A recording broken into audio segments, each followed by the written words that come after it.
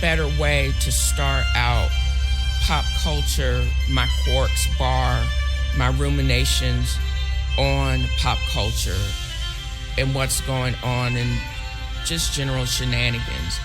I hope to use this as a means to not just introduce the Quark's bar popular culture segment of the podcast, but also anytime I have any shorts. I find this music to be uplifting, and I hope you find it uplifting. Join me on my journey of words and self-discovery. And thank you for listening.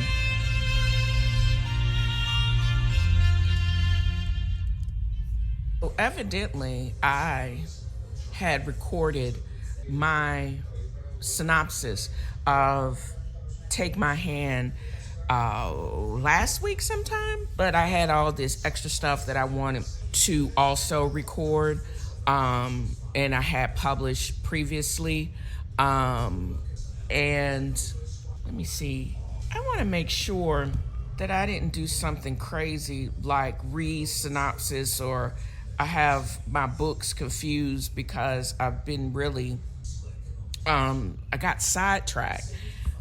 But I really want to discuss By the Book by Jasmine Guillory, as well as my reduction on P-Valley. And I'm not sure if that's what I actually recorded.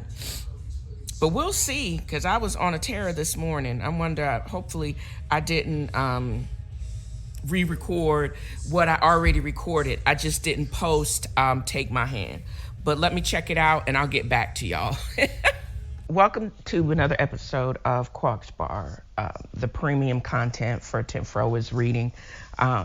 This week is a short week for my day job because we're just coming off of the Juneteenth holiday. I did an extra special episode which got posted on Sunday, and I hope you enjoy it. I had the opportunity to look up and read the Emancipation Proclamation and comment on it. I don't think I've ever read it all the way through, as well as the lyrics to Lift Every Voice and Sing. It was based on a poem by Weldon. Beautiful, and it speaks to the heart of why we have to have a separate Black anthem in this country. It all goes back to the Emancipation Proclamation, the 14th Amendment, and our freedom, and how nobody, and Jim Crow, and how people would prefer to just us not exist. It's in a lot of ways very disappointing. In other ways, it just also speaks to the hypocrisy and the duality in this country, and how people like me, we continue to create, because if we can't fit in one way, we create a world or we create our own existence. That's why there's like this duality. There's Black Wall Street and it got destroyed, so now they're rebuilding it. It's Black Twitter. They tried to ban us from that platform, but we create our own subculture within a culture. And we get cultural misappropriation all the time, and we still just keep being. We still keep creating. We still, as much as we can, we still try to create our own existence. I don't know if that makes sense. A duality of my existence is doing what I can to excel within a corporate structure, even though I know that corporate structure is not made for me. And then using my free time and being very protective of my free time and my thoughts, because that's where I am truly free. When I'm left alone and I'm allowed to create, and you don't try to box me in or you don't try to encroach on my free time, That's why I don't, you're not going to have any problems with me. If you just allow me to do my job and do it with excellence, and you don't come up with some petty BS that has nothing to do with my ability to do the job, then we're going to be fine. But I think a lot of minorities and people like me within any existence, they know and they struggle with this on a daily. It's why some creatives have walked away from perfectly good jobs, because people keep trying to box them in, or they keep trying to not allow them just to be. And I think if we were allowed just to be, we could fit in, we would continue to create, we would do these things if you would just let us be creative. And I get it.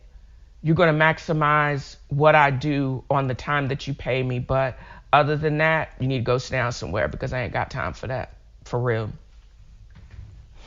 But when I maximize my creativity, and I also realize there's several realizations I've also come up with. When I'm at my most creative is when I'm well rested and I'm not in pain and I'm not hangry.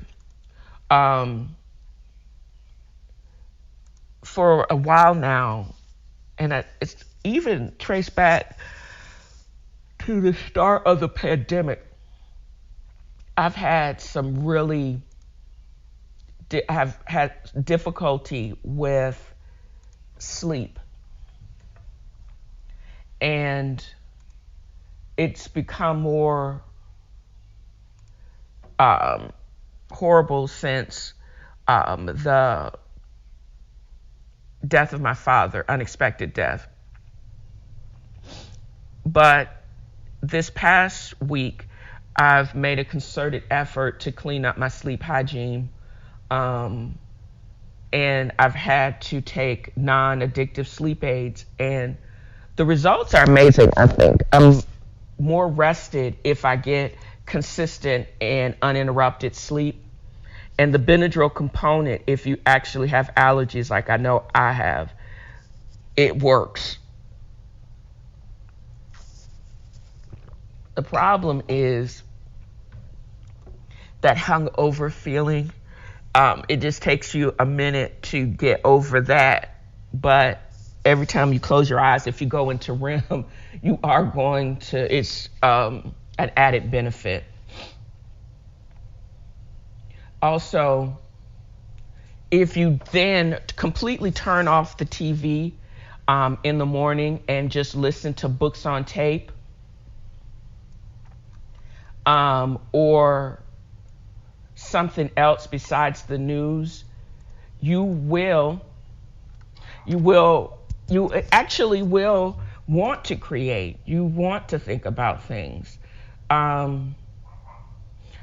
That uninterrupted sleep, and if you could get in a position where you don't have a good enough mattress, that's why I'm thinking I may have to switch out my mattress to support your posture and your back, as well as I also have issues with my knees. I find that I'm not in as much pain. I'm able to not have to sidestep down the stairs. I actually descend the stairs like a regular person, and people with bad knees will know what that looks like. And you just want to, and you have time to post a podcast, update your podcast, record like I'm recording right now, simply because you feel up to it.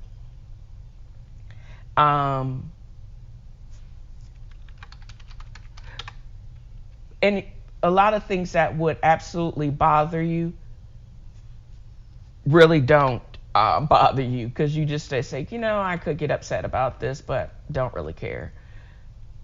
And you just keep it pushing, and you end up doing above and beyond what you would ordinarily do, because you don't absolutely care, or you care, but you just continue to do the job, and you do it efficiently, and you make the decisions they hired you to do, because you're on their dime, only certain parts of the day, and whatever you do with your time is on you.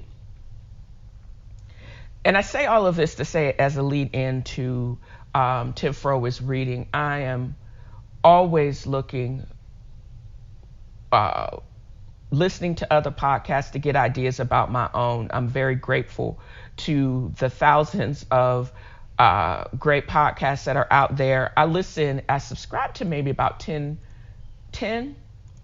One of my most favorite pop culture one is The Read, which is not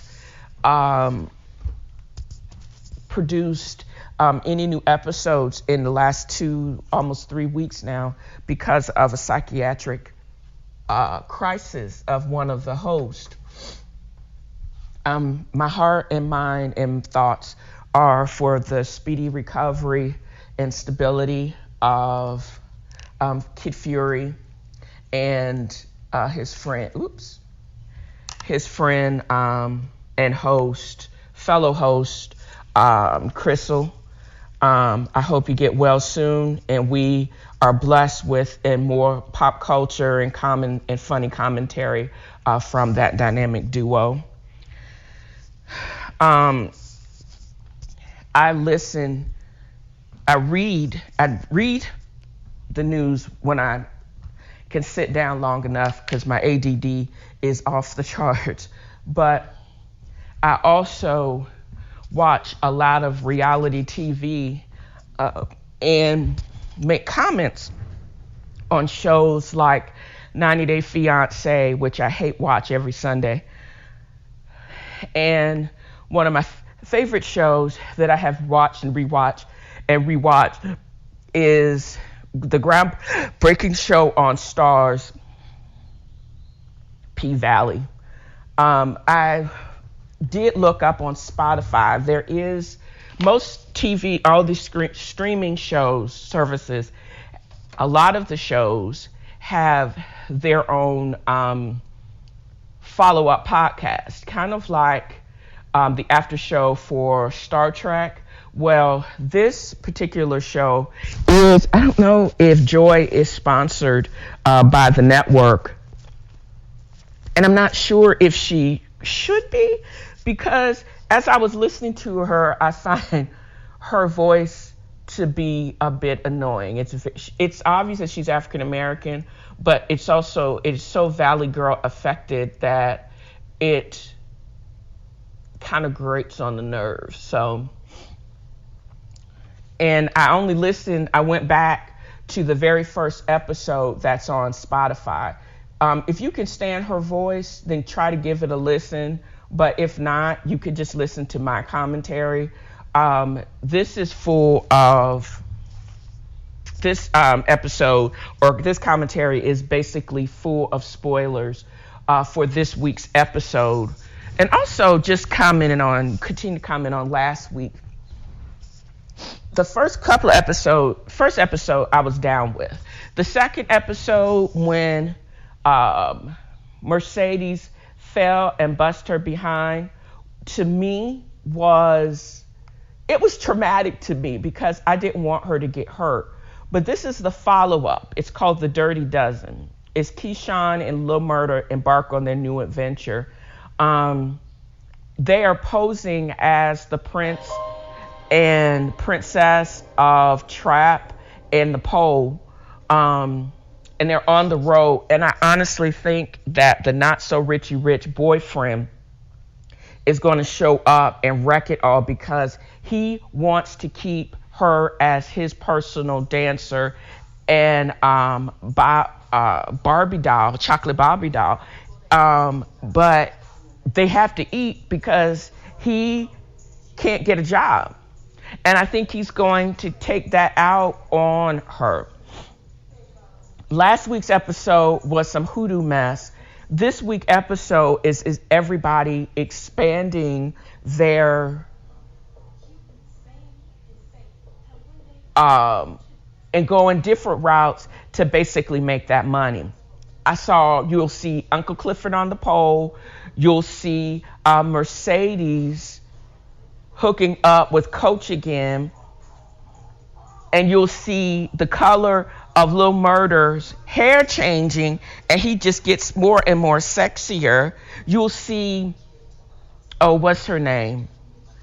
The wonderful, she has a great mouth, and her is just the African American stripper with the sorceress white girl. They remind me of X-Men or like superheroes with their theatrics. I mean, the first scene opens with this chick in the Paradise Room performing fellatio for like a G. I can't. Wow. It's wow. And I don't know if it's her body double. It probably is. But these women have such amazing athleticism, and their bodies are banging. It makes you player hate. Almost makes me want to come up off of ham hocks. But I am not. I just feel that I'm, again, so lucky to be able and to be allowed to experience how beautiful these women are, and just be completely envious of their youth and their athleticism, because I'm such a klutz. And just realizing, oh, wow, I don't think I was any ever that good to be able to have men give you thousands and thousands of dollars to do whatever you want to, and they'd be cool with it because of the power and how pretty you are. And Mercedes has mastered it, and every single woman, and even Uncle Clifford, that dance at the Pink. And also, I don't know, was her name Rochelle or whatever her name is? I don't know. She has the wrong color. I'm looking at this first scene, and I just realized what the color of her headscarf is. And if she's absolutely going to be involved with the war between the two rival gangs, because Little Murder Squad is one color and this other squad is another color. And I'm wondering if she's a part of that gang. And what is her end game? They always say make the money and not let the money make you. So what is her end game? But I find the lack of information about her and the white girl to be really suspect. But I have a feeling that they're going to play a big part in the crescendo of violence that is a big part of most of these characters' story arc. What also makes me very sad is how I think also something is going to happen to Mercedes' daughter, because the stepmother is wilding out. She has a significant issue or problem with alcohol, and she's becoming neglectful, that the girl had to go, who's only 14 and doesn't have a license, drive to the grandmother's, Patrice Woodbine's, food bank to get some food, because I don't know if she's just not working or what's happening. Also, Mercedes got her car back, her Trans Am, that yellow Trans Am back. It's not looking as shiny as it used to do back in the day, because number one, she got locked up, and two, she's taken a fall. And they were right. The last episode, when they tried to approach to buy the Pink, all these stores have closed down in the fictitious Chucalissa, but that is the same storyline all over the South and all over the United States. This is also giving me an idea. This Dirty Dozens tour is touring in some of the blackest parts of the South. It's in Memphis and Little Rock and Louisiana, Atlanta, and of course fictitious Chucalissa. There's so many places in Montgomery, probably Birmingham. There's so many places in the South that we make up such a large proportion, and we have like this such subculture that nobody basically wants to talk about, and everybody thinks it's shameful, but it is a part of the culture. And I was so happy when I saw Memphis Juke and the dancers up there, how the subculture parallels the culture and had to become a subculture because we were not accepted into the regular culture. And we're making bank. We're always on the struggle, but it's beautiful in its own right. I'm going to put that fictitious Dirty South tour map as a reminder of always being on your grind and always being creative. Also, this girl is a trip. I like Mercedes' daughter. But that's why I think of what so many things I think about when I think about P-Valley. I'll probably comment on the show pretty much intermittently throughout my premium episodes or even on my main show, because this show is more than just about a bunch of Black women shaking their ass. It is about the subculture and the acceptance. You should not slut shame, because I don't think any of them are, but some of them are, because that Black girl, she a trip. But people got to do what they got to do to survive, and what they think they can do to make it up, not only to survive, but to get out of the reality that is the struggle. Because being Black and female you're not safe. And I don't know how many stacks it would take to give you that safety, but people are willing to take the chance to make that money. Now for By the Book by Jasmine Guillory. I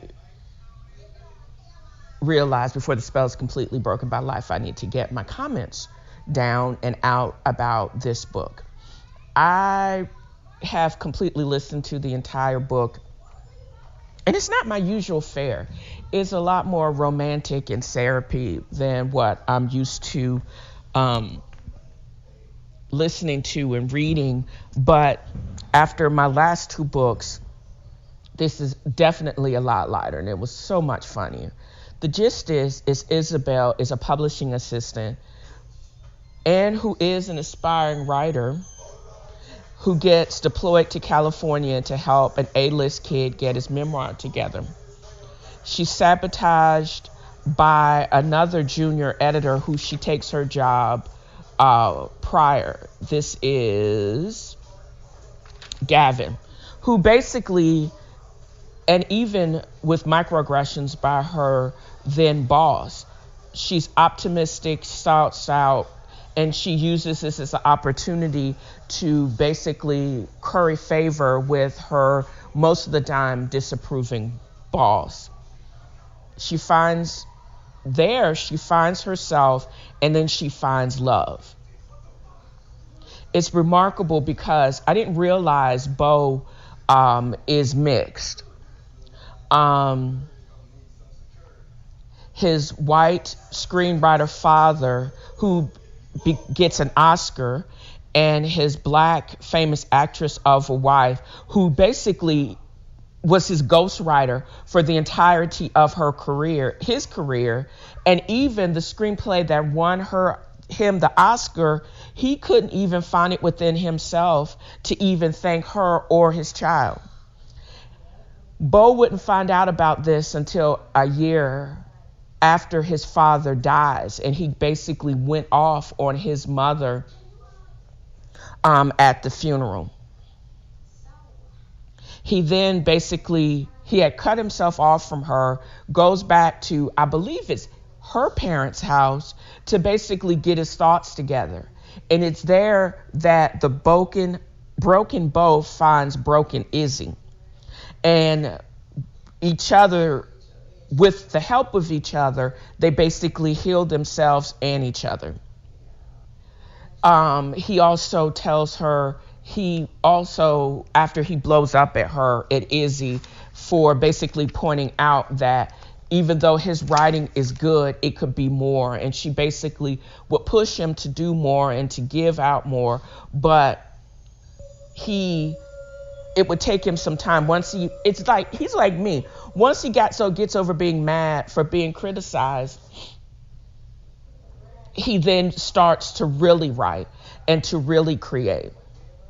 He basically writes the real story about some abusive white dude, career made by his more talented writer wife, and he couldn't even thank her. I mean, as I said that before, his son, his hero, worships him, and it was like he was always an afterthought.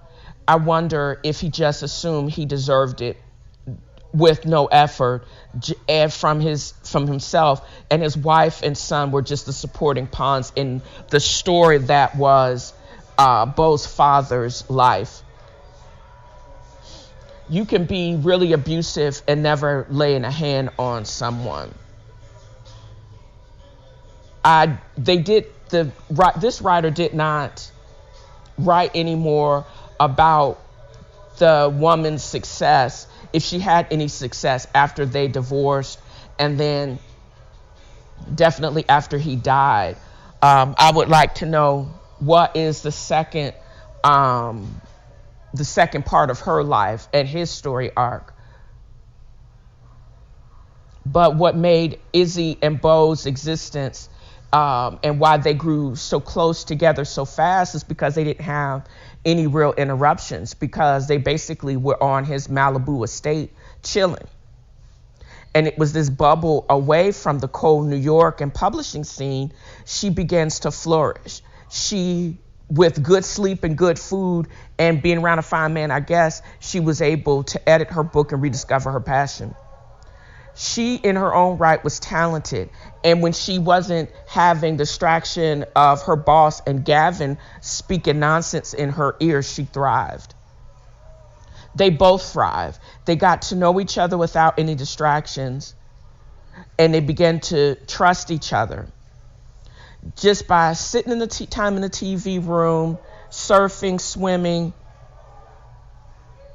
he did turn in pages.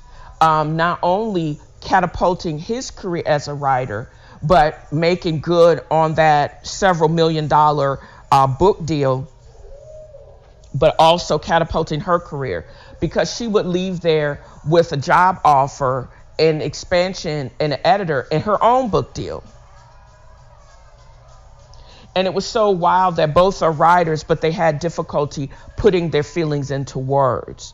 And it was more than just sex. They pushed each other. Their passions became realized in a very positive way. That's why I think I really like the book itself. And it was just so cool to have someone finally proud of her and was interested in her well-being. She would learn that from Bo, and then she would want that from her publishing job, because I think she was a talented editor.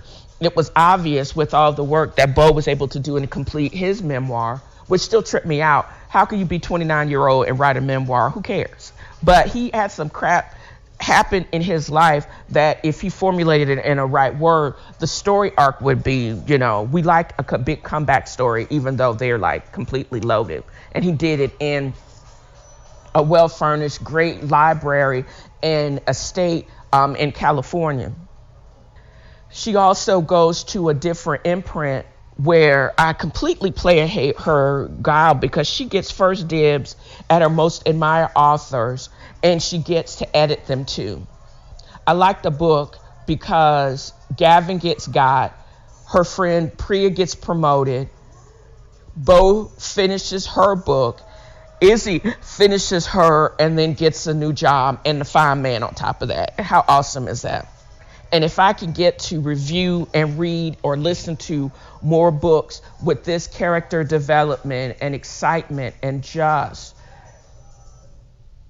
pure, wonderful fiction, well written, this will make my life. I'm living my best life when I get to listen to and read great books like this one. And this is also a setup for my next book, which is about 4 Anglo-Nigerian women, Wahala. I'm excited about listening to that arc about how these women's lives parallel and intertwine to also tell a great story. So join me in the next episode as I review and listen to and get your comments on that book. And again, as always, thank you for listening.